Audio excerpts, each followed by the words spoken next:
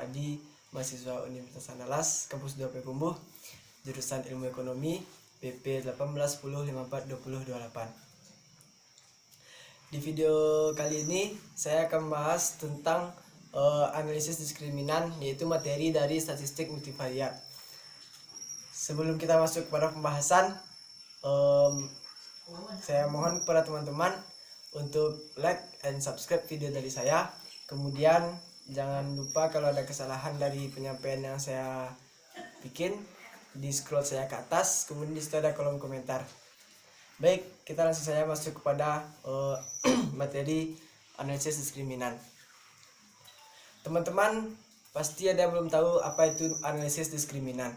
Jadi analisis diskriminan itu merupakan analisis statistika yang digunakan untuk mengklasifikasikan kasus-kasus pada variabel independen ke dalam grup atau kategori pada variabel dependen. Sebenarnya analisis diskriminan ini sama dengan analisis regresi. Namun di sini analisis diskriminan mempunyai ciri khusus, yaitu variabel dependen merupakan data kategorik atau kualitatif, yaitu ordinal atau rasio. Sedangkan untuk variabel independennya, analisis diskriminan ini mempunyai variabel independen, yaitu berbentuk kuantitatif atau internal atau rasio. Kemudian prinsip dari analisis diskriminan ini adalah ingin membuat model yang bisa secara jelas menunjukkan bagaimana perbedaan antara isi dari variabel dependennya. Kemudian sebenarnya mungkin teman-teman juga ada pertanyaan, untuk apa sebenarnya analisis diskriminan ini?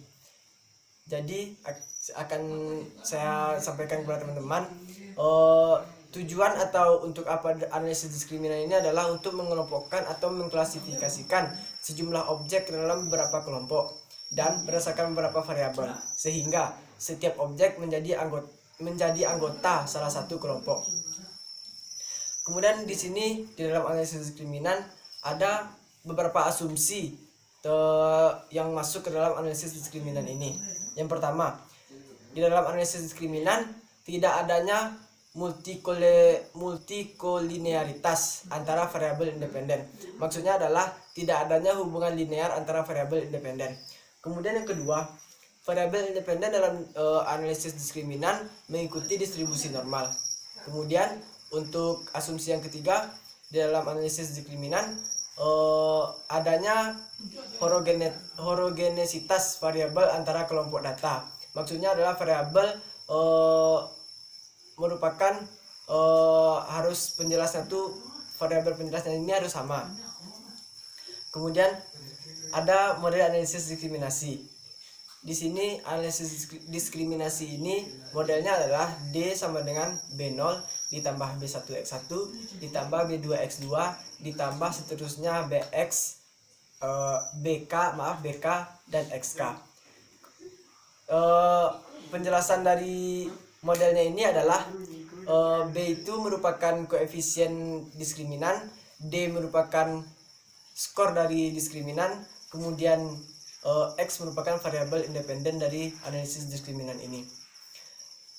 Untuk lebih jelasnya mungkin kita akan membahas analisis diskriminan ini dalam bentuk SPSS. Jadi kita olah data dalam SPSS, kemudian saya akan menjelaskan kepada teman-teman semua. Langsung saja, mari kita cek SPSS-nya. Baik, sekarang kita masuk kepada pengolahan data SPSS. Di sini terlihat ada data, yaitu pendapatan keluarga per bulan sebagai X1, sikap terhadap perjalanan sebagai X2, tingkat kepentingan liburan keluarga sebagai X3, dan frekuensi liburan keluarga sebagai variabel Y-nya. Di sini ada 30 data yang akan kita olah. Kita buka SPSS. Di SPSS kita ambil tipe in data, kemudian klik OK. Setelah itu kita pilih masukkan di situ namanya X1, ambil di variabel view, ambil data X1, X2 dan X3, kemudian masukkan variabel, di situ ada Y, X1, X2 dan X3 dan ubah desimal semuanya menjadi 0. Kemudian di label kita beri nama setiap variabel tadi, yaitu X1 sebagai pendapatan keluarga sesuai dengan yang ada di dalam data yang kita lihat di Excel tadi.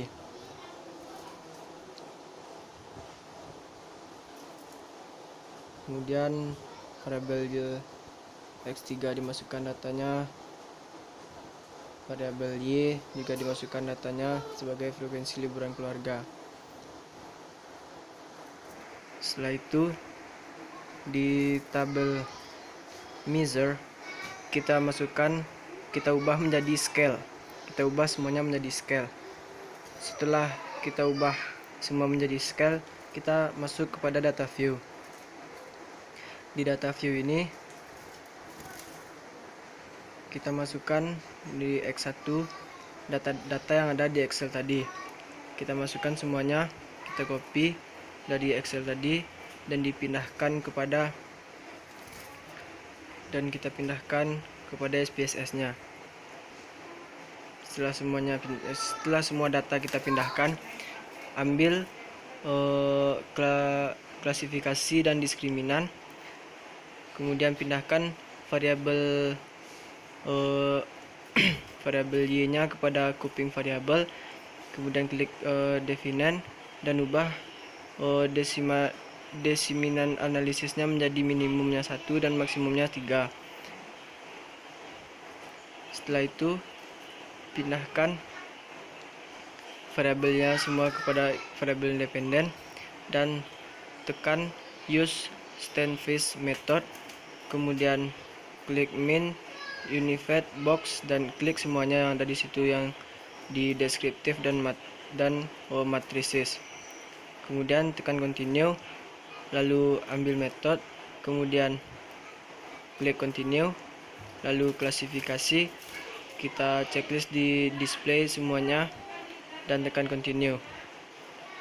Kemudian nanti akan keluar data. Di situ terlihat data yang kita hasilkan. Di sini terlihat ada di tabel analisis cash processing summary. Di situ kita lihat hasilnya, persentase persennya ada 100. Kemudian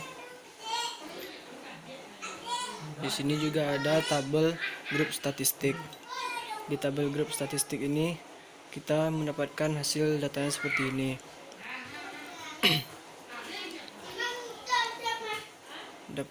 Di situ ada pendapatan keluarga terhadap frekuensi liburan keluarga itu.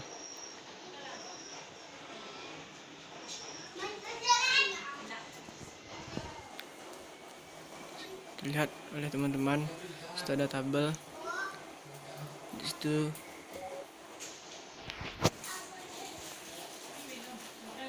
Kemudian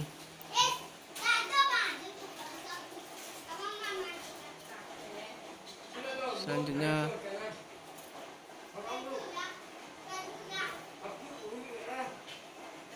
di tabel selanjutnya yaitu ada tabel test of equality of group means. Di situ signifikannya adalah 0.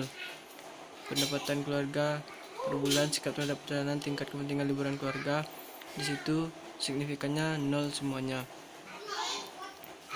Lihat sendiri dari tabel yang kita hasilkan di sana. Kemudian selanjutnya ada tabel yaitu tabel test result.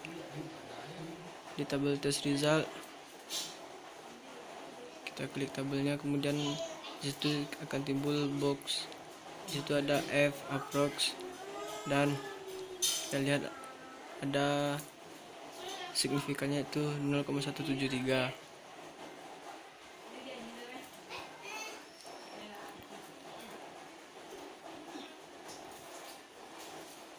Ini adalah hasil dari SPSS yang kita buat tadi dari data yang kita hasilkan. Kemudian kita kita masuk pada variabel internet remove.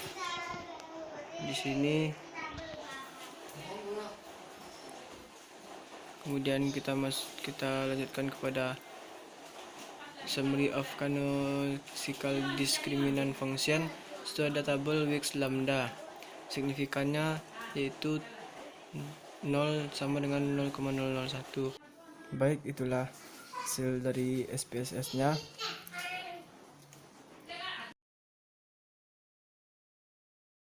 Baik, terima kasih telah menonton video dari saya. Jangan lupa like and subscribe video dari saya. Kalau ada kesalahan dalam penyampaian saya mohon maaf. Sekali lagi, assalamualaikum warahmatullahi wabarakatuh.